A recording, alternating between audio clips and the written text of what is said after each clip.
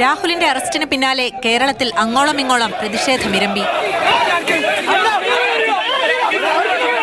കാസർഗോഡ് ദേശീയപാത ഉപരോധിച്ച യൂത്ത് കോൺഗ്രസ് പ്രവർത്തകർ മുഖ്യമന്ത്രിയുടെ കോലം കത്തിച്ചു.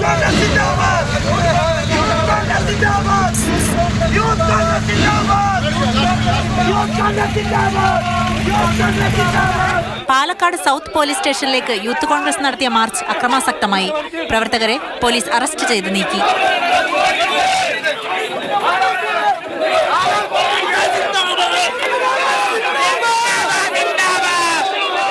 അങ്കമാലിയിലും ചെങ്ങന്നൂരിലും പോലീസുമായി ഉന്തും തള്ളുമുണ്ടായി.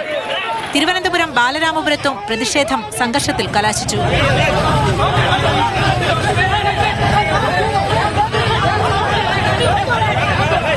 പോലീസിനെ ഉപയോഗിച്ച് സർക്കാർ ഭരണകൂട ഭീകരത നടപ്പാക്കുന്നുവെന്ന് പ്രതിപക്ഷ നേതാവ് വി.ഡി. സതീശൻ കുറ്റപ്പെടുത്തി. വീട്ടിൽ പോയി വാതിൽ മുട്ടി തുറന്ന് പോലീസ് അകത്തേക്ക് കയറി ഇങ്ങനെ ബലം പ്രയോഗിച്ചൊരു ഷോ കാണിച്ച് സംസ്ഥാനത്തെ യൂത്ത് കോൺഗ്രസ് പ്രസിഡന്റിനെ അറസ്റ്റ് ചെയ്ത് യൂത്ത് കോൺഗ്രസിനെയും UDF-നെയും ഭയപ്പെടുത്താമെന്ന് പിണറായി വിജയൻ കരുതണ്ട. ആരെയാണ് ഇദ്ദേഹം പേടിപ്പിക്കുന്നത്? എന്നാൽ പോലീസിന്റെ അറസ്റ്റ് രീതിയെ ന്യായീകരിക്കുകയാണ് സർക്കാർ.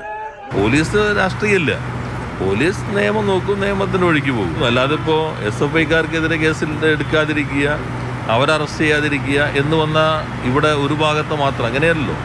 ഗവർണറുടെ തൊടുപുഴ സന്ദർശനവും LDF മാർച്ചും രാഹുലിന്റെ അറസ്റ്റോടെ വാർത്തകളിൽ നിന്ന് മുങ്ങിപ്പോയി. നാളെ സെക്രട്ടേറിയറ്റിലേക്കടക്കം പ്രതിഷേധം ആഹ്വാനം ചെയ്തിരിക്കുകയാണ് youth Congress. News desk, Mathrubhumi news.